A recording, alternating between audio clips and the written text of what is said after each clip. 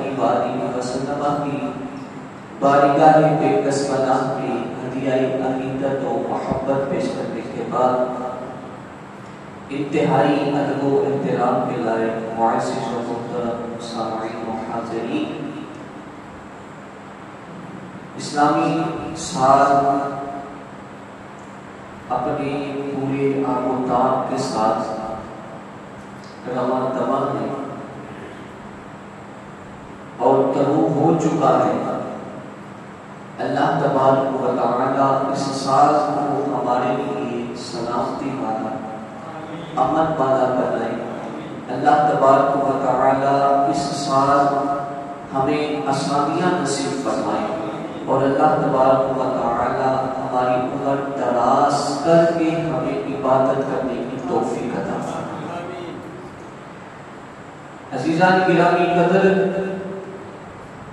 سورۃ الفتح کی آخری آیت کریمہ 29ویں آیت کریمہ کا کچھ حصہ تلاوت کرنے کا شرف حاصل کیا۔ اس آیت کریمہ میں اللہ تبارک و تعالی نے اپنے محبوب حضرت محمد مصطفیٰ صلی اللہ علیہ وآلہ وسلم کے 4 مثال صحابہ کرام رضوان اللہ تعالی علیہم اجمعین کے کچھ اوصاف ذکر فرمائے۔ اب وہ اوصاف کیا ہیں؟ رب تعالی ارشاد فرماتا ہے محمد رسول اللہ، کوئی بھی اس بات میں شک نہ کرے محمد اللہ کے رسول ہے، محمد اللہ کے رسول ہے۔ نہ اس بات میں پہلے کوئی شک تھا، نہ آج کوئی شک ہے، اور نہ قیامت تک کوئی اس بات میں شک کر سکے گا کہ محمد اللہ کے رسول ہے۔ بلند آواز سے کہیں محمد اللہ کے رسول ہے۔ آگے ارشاد فرمایا والذین معہ اشداء علی الکفار، پھر جو ان کے ساتھ ہیں، جو ان کے ساتھ ہیں، جو ان کے ساتھی ہیں، جو ان کے صحابی ہیں، اشداء علی الکفار، وہ کافروں پر بڑے سخت ہیں، وہ کافروں کے معاملے میں کسی نرمی کا مظاہرہ نہیں کرتے۔ جب وہ کافروں کا معاملہ آتا ہے تو وہ کافروں پر بڑے سخت ثابت ہوتے ہیں، لیکن رحماء بینہم، آپس میں بڑے نرم دل ہیں، آپس میں بڑے نرم دل ہیں، ایک دوسرے کی مدد کرنے والے ہیں، ایک دوسرے کا ساتھ دینے والے ہیں، ایک دوسرے کے کام آنے والے ہیں، رحماء بینہم، آپس میں رحم کرنے والے ہیں۔ تراہم کہتے ہیں کسی چیز کو دیکھنا، کسی چیز کو پرکھنا۔ فرمایا تراہم، جب بھی تو ان کو دیکھے گا تو کس حالت میں دیکھے گا؟ رکعا، کبھی وہ رکوع کی حالت میں ہوگی، سجدہ، کبھی وہ سجدے کی حالت میں ہوگے، یبتغون فضلا من اللہ ورضوانا، اپنے رب کا فضل تلاش کرتے ہیں، ہر حال میں، رکوع میں بھی سجود میں بھی اپنے رب کا فضل تلاش کریں گے۔ پھر آگے ارشاد فرمایا ان کی ایک اور نشانی، ایک اور وصف ہے، وہ وصف کیا ہے؟ ارشاد فرمایا سیماہم، تو ان کی ایک علامت دیکھے گا، علامت نشانی، تو ان کی ایک نشانی، تو ان کی ایک علامت کو دیکھے گا، فی وجوہہم، ان کے چہروں پر، ان کی پیشانیوں پر، تو ایک علامت کو دیکھے گا۔ وہ علامت کیا ہے اور نشانی کیا ہے؟ من آثار السجود، کے سجدوں کی وجہ سے پیشانیوں پر ان کے نشانیاں، سجدوں کی نشانیاں ہوئی۔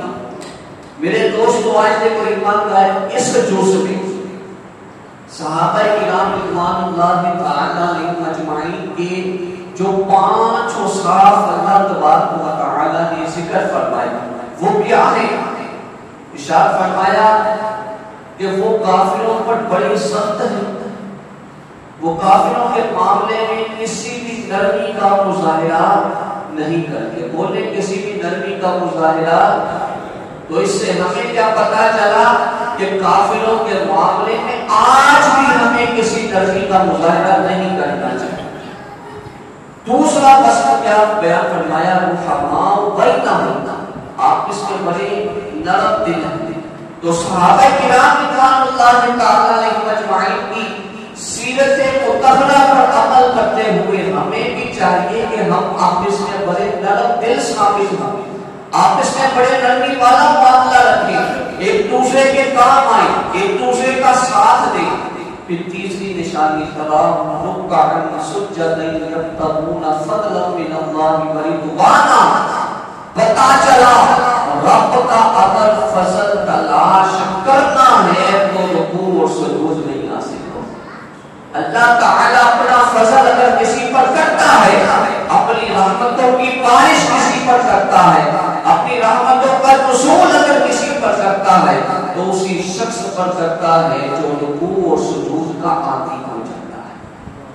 فرمایا پانچویں نشانی جو صحابہ کرام رضوان اللہ تعالی علیہم اجمعین کی رب نے قرآن میں بیان فرمائی، کہ قرآن میں بیان فرما کر رب تعالی نے ہمیں یہ ارشاد فرمایا کہ تم بھی ان جیسی عبادت کرنے کی کوشش کرو۔ کیا؟ کہ سیماہم فی وجوہہم من اثر السجود، ان کی پیشانیوں پر جو سجدوں کی علامتیں ہیں، رب تعالی ارشاد فرماتا ہے کہ وہ علامتیں اللہ کو بڑی پسند ہے، وہ علامتیں بڑی اللہ کو پسند ہے۔ پھر اللہ تبارک و تعالی نے یہاں تک اللہ تبارک و تعالی نے توقف نہیں فرمایا، بلکہ اس سے بھی آگے کی بات کی۔ فرمایا میرے محبوب کے ان اصحاب کا تذکرہ صرف قرآن میں نہیں، میرے محبوب کے ان اصحاب کا تذکرہ صرف ان کے زمانے میں نہیں، بلکہ ارشاد فرمایا ذالک مثلهم فی التوراۃ ومثلهم فی الانجیل۔ میرے دوستو سبحان اللہ، خود بھی نکلے گی ان کی یہ مثالیں تورات میں بھی بیان کی گئی ہیں اور انجیل میں بھی بیان کی گئی ہیں۔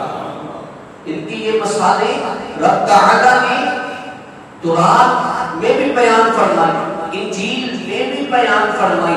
میرے دوستو قربان جائیں صحابہ کرام رضوان اللہ تعالی علیہم اجمعین کے مبارک سیرتوں پر۔ ہم جب اس دنیا میں آئے نہیں تھے، ہمیں کوئی بھی جانتا نہیں تھا، نہ ہم خواب میں کسی کو ملے۔ جب ہم پیدا ہوئے ماں باپ کے علاوہ اور چند عزیز و اقارب کے علاوہ ہمیں کوئی جانتا نہیں تھا۔ جب ہم بڑے ہوئے چند لوگ اور جاننا شروع ہوئے۔ آج حال یہ ہے کہ کسی کے جاننے والوں کی تعداد سینکڑے میں ہے، کسی کے جاننے والوں کی تعداد لاکھوں میں ہے، لیکن قربان جائیں صحابہ کرام رضوان اللہ تعالی علیہم اجمعین پر کہ محبوب خدا حضرت محمد مصطفیٰ صلی اللہ علیہ وآلہ وسلم کی معیت کا اثر یہ ہے کہ آپ کا ذکر تورات میں بھی بیان کیا جا رہا ہے، انجیل میں بھی بیان کیا جا رہا ہے۔ ابھی صحابہ کرام اس دنیا میں آئے نہیں، اس دنیا میں انہوں نے قدم رکھا نہیں، لیکن رب ان کی یہ مثالیں تورات میں بھی بیان کر رہا ہے، انجیل میں بھی بیان کر رہا ہے۔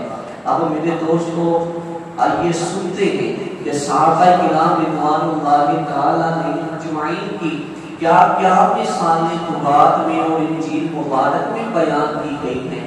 میرے دوستو حضرت عمر فاروق رضی اللہ تعالی عنہ، مختصر صاحب کا تعارف کرواتا چلوں۔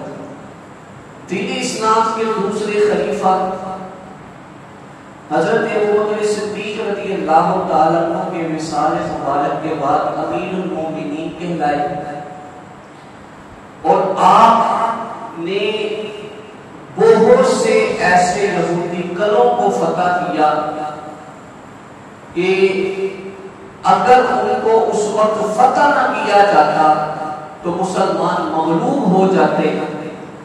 اس کے علاوہ حضرت عمر فاروق رضی اللہ تعالیٰ عنہ کی ذات وہ ذات ہے کہ نبی رحمت صلی اللہ علیہ وآلہ وسلم نے جن کے متعلق ارشاد فرمایا، اگرچہ میں ختم نبوت یعنی میں نبوت کو ختم کرنے والا ہوں، اگر میرے بعد کوئی نبی ہوتا تو وہ عمر فاروق رضی اللہ تعالی عنہ ہوتے۔ فاروق اعظم آپ کا لقب ہے جس کا مطلب ہے حق اور باطل میں فرق کرنے والا، یعنی آپ کی ذات وہ ذات تھی کہ جو حق اور باطل میں فرق کرنے والی تھی۔ اس کے علاوہ حضرت عمر فاروق رضی اللہ تعالیٰ عنہ کی ذات وہ ذات ہے کہ جب آپ نے دین اسلام قبول کیا اس وقت ہی سے آپ نے نبی رحمت صلی اللہ علیہ وآلہ وسلم سے یہ عرض کیا، یا رسول اللہ صلی اللہ علیہ وآلہ وسلم کیا ہم حق پر نہیں؟ ارشاد فرمایا ہم حق پر ہیں۔ تو عرض کیا یا رسول اللہ صلی اللہ علیہ وآلہ وسلم اگر ہم حق پر ہیں تو ہم چھپ کر کے ان کی عبادت کریں، آج سے ہم علل اعلان اللہ کی عبادت کریں، علل اعلان اللہ کی عبادت کریں گے۔ میرے دوستو وہی فاروق اعظم ایک راہب سے پوچھتے ہیں، راہب سے پوچھتے کیا ہے؟ کہتے ہیں کہ مجھے یہ بتا کہ کیا تمہاری مذہبی کتابوں یعنی پچھلی آسمانی کتابوں میں جن کے تم عالم ہو ان میں کوئی ہمارا تذکرہ بھی ملتا ہے؟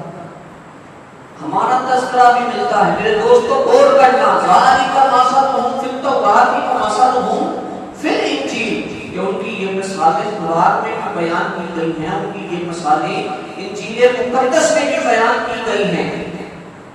تو حضرت عمر فاروق رضی اللہ تعالیٰ عنہ راہب سے پوچھتے ہیں کہ یہ تو بتا کہ کیا تمہاری مذہبی کتابوں میں ہمارا ذکر بھی ملتا ہے، تورات میں کیا ہمارا ذکر بھی ملتا ہے؟ تو وہ راہب کہنے لگا اے عمر ہاں آپ کا ذکر تورات میں بڑا ملتا ہے۔ اچھا کیا ملتا ہے؟ وہ کہنے لگا آپ کو تورات میں لوہے کے سینگ کہا گیا، لوہے کے سینگ کہا گیا۔ آپ بڑے حیران ہوئے، آپ نے ارشاد فرمایا لوہے کے سینگ مجھے کہا گیا، اس کی وجہ کیا ہے کہ مجھے لوہے کے سینگ کہا گیا ہے؟ وہ راہب کہنے لگا کہ اس کا مطلب یہ ہے کہ آپ دینی احکام کو نافذ کرنے میں انتہائی سخت ہوں گے، دینی احکام کو نافذ کرنے میں آپ انتہائی سخت ہوں گے۔ اس پر حضرت عمر فاروق رضی اللہ تعالیٰ عنہ نے اپنے ہاتھوں کو بلند کیا، ہاتھوں کو بلند کر کے اللہ تعالیٰ کی بارگاہ میں یہ عرض کرنے لگے مولا تیرا شکر ہے کہ تو نے مجھے دینی احکام میں سختی اختیار کرنے والا بنایا۔ اسی طرح کا ایک اور واقعہ ہمیں ملتا ہے، حضرت عمر فاروق رضی اللہ تعالیٰ عنہ آپ اہل نجران کے پاس سے گزرے، یا گھوڑے پر سوار تھے اور آپ کی پنڈلی مبارک سے کپڑا ہٹ گیا۔ اہل نجران میں سے ایک آدمی نے آپ کی پنڈلی مبارک پر ایک سیاہ رنگ کا دھبا دیکھا، ایک نشان دیکھا، سیاہ رنگ کا ایک دھبا دیکھا، ایک نشان دیکھا۔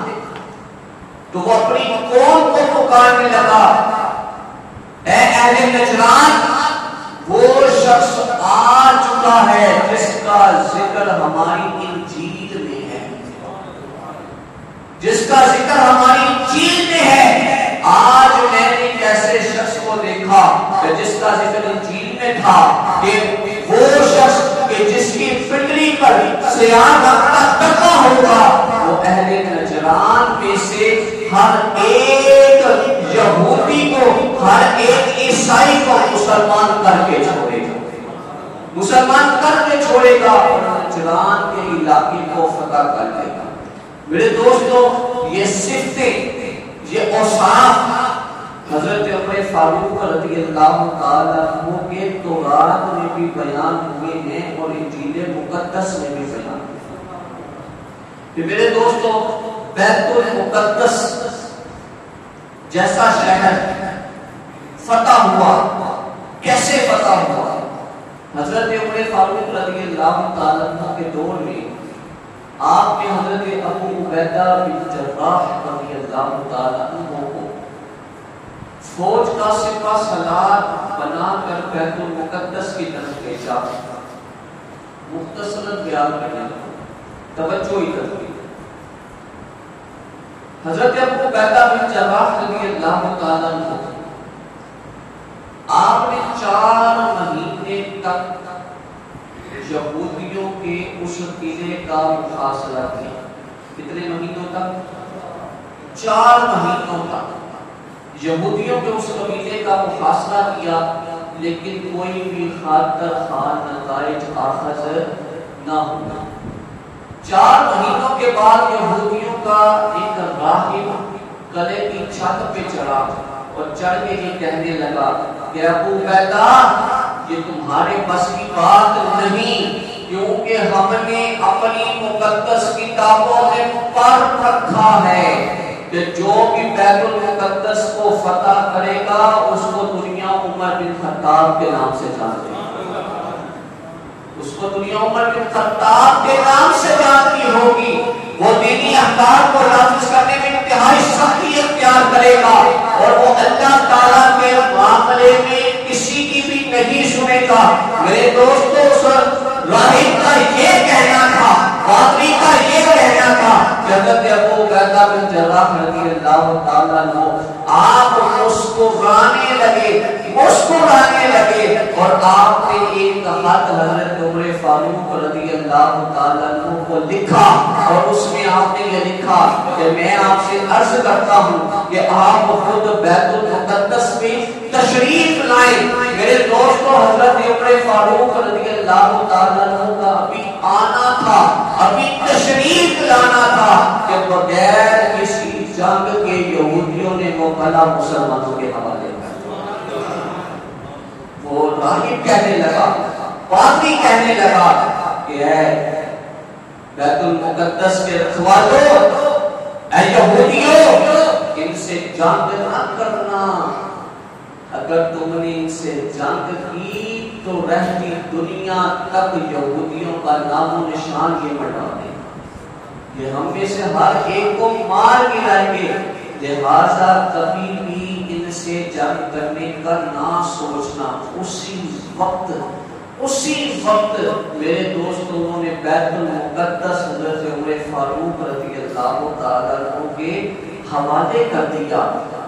اور جب بیت المقدس فتح ہوا تو ایک مشہور تابعی ہیں جن کا نام ہے حضرت کعب الاحبار. کیا نام ہے؟ کعب الاحبار. بہت سی روایات ایسی ہیں کہ جن میں ان کو صحابی رسول کہا گیا، لیکن یہ صحابی نہیں. یہ تب انہوں نے دین اسلام قبول کیا تھا جب بیت المقدس فتح ہوا اور بیت المقدس امیر المومنین حضرت عمر فاروق رضی اللہ تعالیٰ عنہ کے دور میں فتح ہوا ہے. تو یہ مشہور تابعی ہے. صحابی اس کو کہتے ہیں کہ صحابی اور تابعی کی تعریف یاد کریں. صحابی اس کو کہتے ہیں کہ جس نے ایمان کی حالت میں اپنے سر کی حضرت محمد مصطفیٰ صلی اللہ علیہ وآلہ وسلم کا دیدار کیا. یہ آسان فہم تعریف میں آپ کو سنا رہا ہوں، آپ کو بتا رہا ہوں. آپ نے یہ یاد رکھنی ہے. کوئی آپ سے پوچھے صحابی کی تعریف بتاؤ، تابعی کی تعریف بتاؤ، تو یہ آپ نے بتانی. صحابی کس کو کہتے ہیں؟ مل کے پڑھیں. جس نے ایمان کی حالت میں اپنے سر کی آنکھوں سے نبی رحمت صلی اللہ علیہ وآلہ وسلم کا دیدار کیا ہو، اس کو کیا کہتے ہیں؟ اس کو کیا کہتے ہیں؟ اور تابعی اس کو کہتے ہیں کہ جس نے ایمان کی حالت میں اپنے سر کی آنکھوں سے کسی صحابی رسول کا دیدار کیا، اس کو تابعی کہتے ہیں. تو یہ حضرت کعب الاحبار رضی اللہ تعالیٰ عنہ مشہور تابعی ہیں. تورات اور انجیل کے بہت بڑے عالم تھے، بہت ہی بڑے عالم تھے. تو ایک دفعہ حضرت ام کلثوم رضی اللہ تعالی عنہا جو تخت جگر حضرت فاطمہ الزہرا رضی اللہ تعالی عنہا تھی اور حضرت عمر فاروق رضی اللہ تعالی عنہ کی بیوی تھی. ایک دفعہ امیر المومنین سیدنا عمر فاروق رضی اللہ تعالی عنہ اپنے گھر کے اندر داخل ہوئے تو کیا دیکھا کہ حضرت ام کلثوم رضی اللہ تعالی عنہ زاروں کا کام ہو رہی ہیں. زاروں کا کام ہو رہی ہیں. تو پوچھا کہ ام کلثوم اس طرح رونے کی وجہ کیا ہے, کیوں اس طرح روتی ہو؟ میرے دوستو فرمانے لگی کہ امیر المومنین کعب الاحبار کہتے ہیں کہ آپ دوزخ کے دروازے پر ہیں. آپ کس پر ہیں؟ دوزخ کے دروازے پر ہیں, جہنم کے دروازے پر ہیں. حضرت عمر فاروق رضی اللہ تعالی عنہ نے بھی جب اس بات کو سنا خوف خدا سے کانپنے لگے اور فرمایا کہ جاؤ جا کے کعب الاحبار کو بلا کر لاؤ. حضرت کعب الاحبار جب تشریف لائے پاس بیٹھے تو پوچھا کیا کعب الاحبار آپ نے یہ فرمایا ہے, آپ نے یہ کہا ہے کہ میں جہنم کے دروازے پر ہوں؟ ہاں امیر المومنین آپ جہنم کے دروازے پر ہیں. جیسے ہی ذی الحجہ کا مہینہ ختم ہوگا آپ جنت کے دروازے پر ہوں گے, آپ جنت کے دروازے پر ہوں گے. فرمایا کہ کعب الاحبار یہ کیا پہلیاں بجا رہے ہو, سیدھی سیدھی بات بتاؤ. کبھی کہتے ہو کہ تم جہنم کے دروازے پر ہو, کبھی کہتے ہو کہ تم جنت کے دروازے پر ہو, بات بتاؤ کیا ہے؟ عرض کیا میرے مومنین میرے معاملے میں جلدی نہ کریں, میرے معاملے میں جلدی نہ کریں.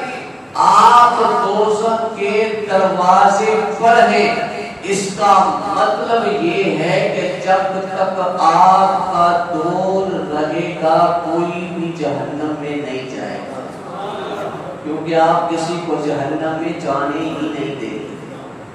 آگ کا دور بڑا ہی سنہری دور ہے, آپ کسی کو جہنم میں جانے نہیں دیں گے.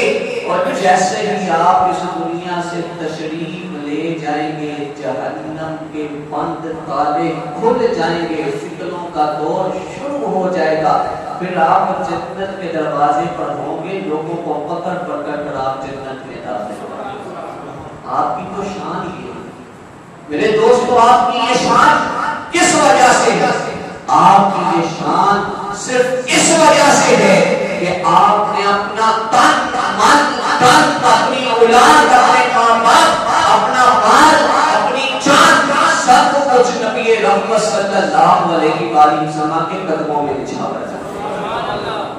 سب کچھ نبی رحمت صلی اللہ علیہ وآلہ وسلم کے قدموں میں نچھاور کر دی. آقا کریم صلی اللہ علیہ وآلہ وسلم کی خدمت میں بیٹھے ہیں. دیکھیں نا کہ محبت کا انداز کیا ہوتا ہے. حضور نبی رحمت صلی اللہ علیہ وآلہ وسلم نے اپنے اصحاب کی تربیت کیسے فرمائی ہے, اور صحابہ کرام نے بھی نبی رحمت صلی اللہ علیہ وآلہ وسلم سے محبت کس انداز سے کی ہے. حضرت عمر فاروق رضی اللہ تعالی عنہ کو محبت کیسی تھی, کیسی محبت تھی کہ میرے دوستوں حضرت عمر فاروق رضی اللہ تعالی عنہ حضور نبی رحمت صلی اللہ علیہ وآلہ وسلم کی خدمت میں بیٹھے ہیں.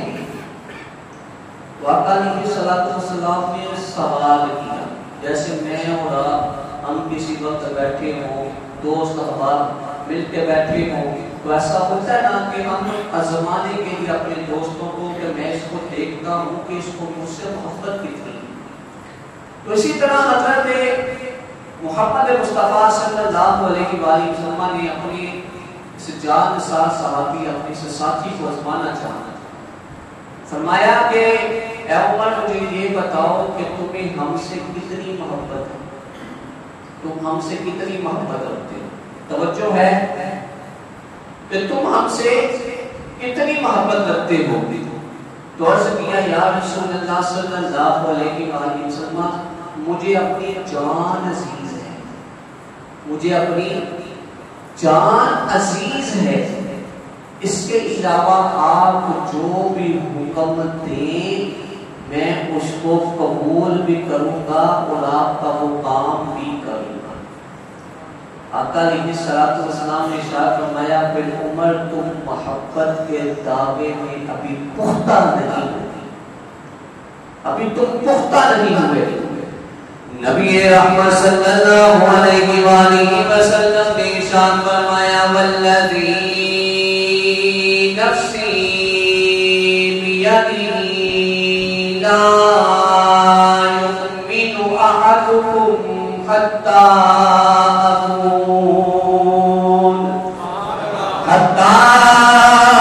اکون الیہ من والدہ وولدہ والناس اجمعین۔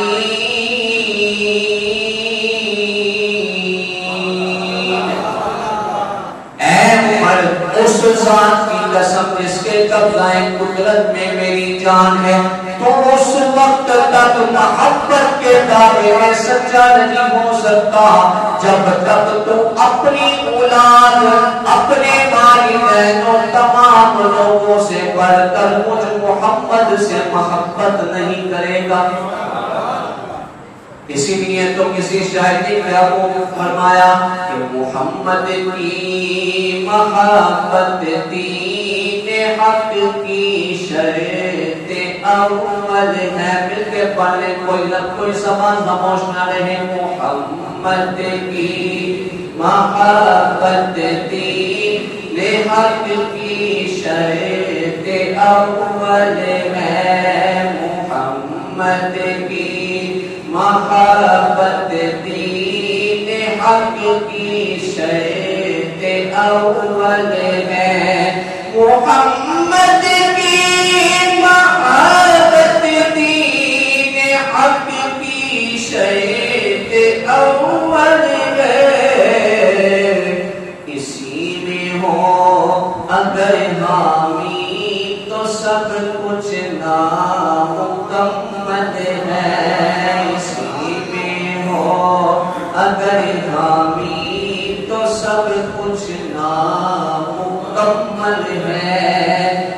حضرت محمد مصطفیٰ صلی اللہ علیہ وآلہ وسلم نے اس طرح تربیت فرمائی، اے عمر تو تب تک اپنی محبت کے دعوے میں سچا نہیں ہو سکتا جب تک تو تمام چیزوں سے بڑھ کر ہم سے محبت نہیں کرے گا۔ میرے دوستو حضرت عمر فاروق رضی اللہ تعالیٰ کو عرض کرنے لگے یا رسول اللہ صلی اللہ علیہ وآلہ وسلم آپ عمر کو تمام چیزوں سے بڑھ کر عزیز ہیں، یہی وجہ تھی، اسی محبت کا اثر تھا کہ میرے دوستو حضرت عمر فاروق رضی اللہ تعالیٰ کو نبی رحمت صلی اللہ علیہ وآلہ وسلم کے معاملے میں کسی کی بھی نہیں سنتے تھے۔ ایک مشہور واقعہ آپ نے ایک دفعہ نہیں، دو دفعہ نہیں، تین دفعہ نہیں، آپ نے بارہا مرتبہ یہ واقعہ سنا ہوگا۔ ایک منافق اور ایک یہودی میں جگہ کے معاملے میں کوئی بحث ہو گئی۔ فیصلہ کے لیے آقا علیہ الصلوۃ والسلام کی بارگاہ کا انتخاب کیا گیا۔ دونوں فریق حاضر ہوئے، آقا علیہ الصلوۃ والسلام نے دونوں فریقوں کی بحث سنی، دونوں کا معاملہ سنا، دونوں کی بات سن کر نبی رحمت صلی اللہ علیہ وآلہ وسلم نے جو فیصلہ ہے وہ یہودی کے حق میں سنا دیا۔ اس منافق نے ماننے سے انکار کر دیا۔ وہ کہنے لگا کہ مجھے ان کے فیصلے پر اعتبار نہیں، نعوذ باللہ، آؤ اس کا فیصلہ عمر فاروق سے کرواتے ہیں۔ دونوں کشانہ فاروقی میں چلے گئے اور حضرت عمر فاروق رضی اللہ تعالیٰ عنہ کے گھر پر دستک دی۔ آپ باہر تشریف لائے، جب باہر تشریف لائے تو فرمایا کیا معاملہ ہے، اس وجہ سے یہاں پر آئے ہو؟ کہنے لگے کہ جگہ کا معاملہ ہے، آپ سے فیصلہ کروانا ہے۔ اچھا بولو۔ ابھی منافق بولتا کہ یہودی پہلے بول اٹھا، کہنے لگا کہ عمر فاروق اس چیز کا فیصلہ پہلے آپ کے نبی حضرت محمد مصطفیٰ صلی اللہ علیہ وسلم کی بارگاہ میں ہو چکا ہے، اور آقا علیہ الصلوۃ والسلام نے فیصلہ میرے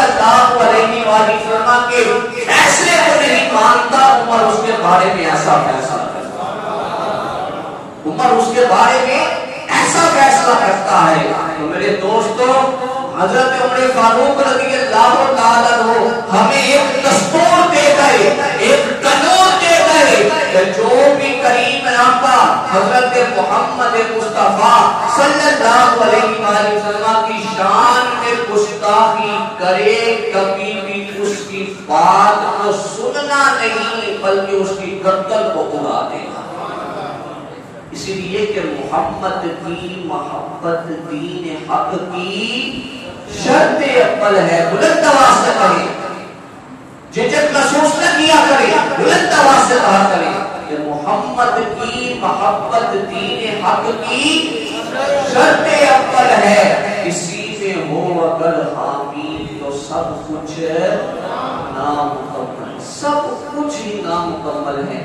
ہمیں تو یہ جو کچھ بھی عطا ہوا ہے، جو کچھ بھی ملا ہے، جو کچھ بھی میسر آیا ہے، نبی رحمت صلی اللہ علیہ وسلم کے قدموں کا صدقہ، آپ کے نالین مبارک کا صدقہ ہے۔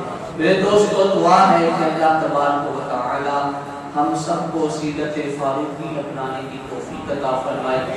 جیسے آپ کو نبی رحمت صلی اللہ علیہ وسلم سے محبت تھی، ویسے محبت ہمیں بھی کرنے کی توفیق عطا فرمائے۔ جو عبادت میں ذوق و شوق آپ کا تھا، ویسے ذوق و شوق ہمیں بھی عطا فرمائے۔ اور اللہ تبارک و تعالی نے قرآن میں جو صحابہ کرام کی نشانیاں بیان کی، محمد الرسول اللہ، محمد اللہ کے رسول ہیں، والذین معہ، اور جو ان کے ساتھی ہیں، اشداء علی الکفار، وہ کافروں پر بڑے سخت ہیں، رحماء بینہم، آپس میں بڑے رحم دل ہیں، تراہم رکعا سجدا یبتغون فضلا من اللہ ورضوانا، تو ان کو دیکھے گا کہ وہ سجدے اور رکوع کی حالت میں اپنے رب کا فضل تلاش کرتے ہیں۔ سیماہم فی وجوہہم من اثر السجود، ان کی پیشانیوں پر سجدے کے اثرات نمایاں دکھائی دیتے ہیں، علامتیں نمایاں دکھائی دیتی ہیں۔ اللہ تبارک و تعالی ایسی عبادت میں ذوق و شوق ہمیں بھی عطا فرمائے۔ اللہ تبارک و تعالی حضرت عمر فاروق رضی اللہ تعالیٰ عنہ کی سیرت مطہرہ پر چل کے ہمیں دین اسلام کی خدمت و توقیر کرنے کی توفیق عطا فرمائے۔ حضرت عمر فاروق رضی اللہ تعالیٰ عنہ کے متعلق میں نے ایک روایت پڑھی کہ حضرت عمر فاروق رضی اللہ تعالیٰ عنہ کا دور فتنوں کا مقابلہ کرنے کا دور تھا۔ آپ نے بہت سے فتنوں کا سامنا کیا، ان کا مقابلہ کیا، اور آپ کے بعد والا دور جو ہے وہ فتنوں کا دور ہے۔ تو میرے دوستو، آپ نے جیسے دین اسلام کی خدمت کی، ایسی آج دین ہم سے بھی تقاضا کرتا ہے کہ ہم ویسی خدمت کریں۔ حضرت علامہ مولانا عبد المصطفیٰ اعظمی امجدی رحمۃ اللہ تعالیٰ نے، آپ نے اپنی کتاب میں لکھا ہے سیرت فاروقی، آپ نے ایک بات لکھا، آپ کہتے ہیں کہ ایک انگریز مفکر کی بات مجھے بار بار یاد آتی ہے۔ اس انگریز مفکر نے کیا کہا تھا؟ وہ بڑا دانشور تھا، بڑا سمجھدار انسان تھا۔ تو اس سے کہا گیا کہ جب تم دین اسلام کے متعلق اتنی انفارمیشن رکھتا ہے، تو دین اسلام کے متعلق انفارمیشن رکھنے کے باوجود تو دین اسلام قبول کیوں نہیں کر لیتا؟ تو میرے دوستو، حضرت علامہ مولانا عبد المصطفیٰ اعظمی رحمۃ اللہ تعالی علیہ فرمانے لگے کہ جب اس نے جو تاریخی جملہ کہا، وہ سن کے میری آنکھوں میں آنسو آ گئے۔ وہ کہنے لگا کہ وہ اسلام جو مجھے دین اسلام کی مذہبی کتابوں میں پڑھنے کو ملتا ہے، جب میں وہ پڑھتا ہوں تو دین اسلام کی حقانیت میرے سامنے ظاہر ہو جاتی ہے اور میرا دل چاہتا ہے میں بھی مسلمان ہو جاؤں۔ لیکن آج کے مسلمان کو جس طرح دین پر عمل کرتا میں دیکھتا ہوں تو دین اسلام کے متعلق میرے دل میں نفرت پیدا ہو جاتی ہے۔ میرے دوستو ہمیں اپنے اپنے گریبان میں جان کر ہمیں یہ سوالوں کے جواب لینے چاہیے کہ کیا ہم اتنے ہی دین سے دور ہو چکے ہیں کہ غیر دیکھ کر ہمیں تو چاہیے تھا کہ ہماری سیرتیں، ہمارا کردار، ہمارا پہناوا، ہماری تہذیب ایسی ہو کہ غیر جب ہمیں دیکھیں تو ہمارے دین کی طرف پیچھے ہوئے چلے آئیں. لیکن آج ہمارا حال یہ ہو چکا ہے کہ ہم تو غیروں سے بھی بدتر ہو چکے ہیں. غیر جب ہمیں دیکھتے ہیں تو دین کو قبول کرنا دور کی بات ہے، وہ ہمارے قریب بھی آنا پسند ہے. تو ہمیں اپنے آپ کو ویسا بنانا پڑے گا. حضرت عمر فاروق رضی اللہ تعالیٰ عنہ آپ 22 لاکھ مربع میل کے آپ اس وقت خلیفہ تھے جب آپ کی شہادت ہوئی. 22 لاکھ مربع میل کے آپ خلیفہ تھے اور آپ کے کپڑوں پر 17 پیبند لگے ہوئے. اور آج ہماری قمیص پر ایک پیبند لگ جائے تو میرے دوستو ہم آسمان سر پہ جھکا دیتے. ہمارا پہناوا بھی اچھا. انہوں نے دین کی خدمت کی. مسجد نبوی شریف کے پاس ایک درخت تھا چبوترا، اس پہ درخت تھا. آپ جب نیند آتی تھی 22 لاکھ مربع میل کا مالک اینٹ نیچے رکھ کے سو جاتا تھا. آج ہمارے پاس درخت ترقی ہونے کے باوجود ہم دین اسلام سے دور ہیں. رب تعالیٰ نے ہمیں اتنی سہولیات دی پھر بھی ہم دین سے دور ہیں. ان کے پاس تو اتنی سہولتیں نہیں تھی لیکن وہ دین کے قریب تھے. آج دین کے قریب ہونے کا وقت ہے. ہمیں چاہیے کہ ہم دین سے قریب تر ہو. ہمیں چاہیے کہ جو رب تعالیٰ نے صحابہ کرام کی شان قرآن میں بیان کی کہ وہ رکوع اور سجدے کی حالت میں رب کا فضل تلاش کرتے تھے، آج ہم بھی رکوع اور سجود کی حالت میں دن میں 5 وقت رب کا فضل تلاش کریں گے تو میرے دوستو پھر میں کہہ سکتا ہوں کہ ہم نے سیرت فاروقی اور حضرت محمد مصطفیٰ صلی اللہ علیہ وسلم کے پہنچائے ہوئے احکامات پر عمل کیا. اللہ تبارک و تعالی ہم سب کو عمل کی توفیق عطا فرمائے. میرے دوستو انتہائی خوشی ہوئی کہ پچھلے ہفتہ کو ہماری اس مرکزی جامعہ مسجد چودھری المعروف علامہ محمد یعقوب خان صاحب رضی اللہ والی میں ماہانہ درس قرآن کی 13ویں نشست تھی. آپ تمام دوستوں نے بڑھ چڑھ کر حصہ لیا. آپ تشریف لائے اور بڑی ہی پیاری گفتگو جناب حضرت علامہ مولانا ڈاکٹر حافظ محمد نعیم الدین الازہری دامت برکاتہ القدسیہ آپ نے سورۃ الفاتحہ کے مضامین اور اہم علمی اپنی نکات پر آپ نے ایسی روشنی ڈالی کہ میرے دوستو جب سے وہ بیان سنا ہے تو دل میں ان کی آواز، ان کا بیان گھر کر گیا. اور الحمدللہ ثم الحمدللہ ہم نے اپنی اسی مرکزی جامعہ مسجد چودھریہ میں بہت سے لوگوں کو ایسے دیکھا کہ وہ سورۃ الفاتحہ ٹھہر ٹھہر کے پڑھتے ہیں. وہ ٹھہر ٹھہر کے پڑھتے ہیں جیسے انہوں نے فرمایا نا حضرت عمر بن عبدالعزیز رحمت اللہ تعالی علیہ جب سورۃ الفاتحہ پڑھتے ٹھہر ٹھہر کے پڑھتے رب تعالیٰ کے جواب کا مزہ لیتے تھے. میں نے اپنے نمازیوں کو دیکھا ہے کہ وہ سورۃ الفاتحہ سے ٹھہر ٹھہر کے پڑھ کے سورۃ الفاتحہ کے جواب کا مزہ لے رہے ہیں. اللہ تبارک و تعالی اسی طرح ہم سب کو قرآن سے محبت رکھنے اور ایسے سلسلوں سے جڑے رہنے کی توفیق عطا فرمائے. اس سلسلے میں اپنی تمام انتظامیہ کو مبارکباد پیش کرتا ہوں کہ جنہوں نے ہمارے لیے ایسے پروگراموں کا اہتمام کیا. اللہ تبارک و تعالی اس اہتمام کرنے والوں کی دنیا بھی بہتر فرمائے اور آخرت بھی بہتر فرمائے. ہمارے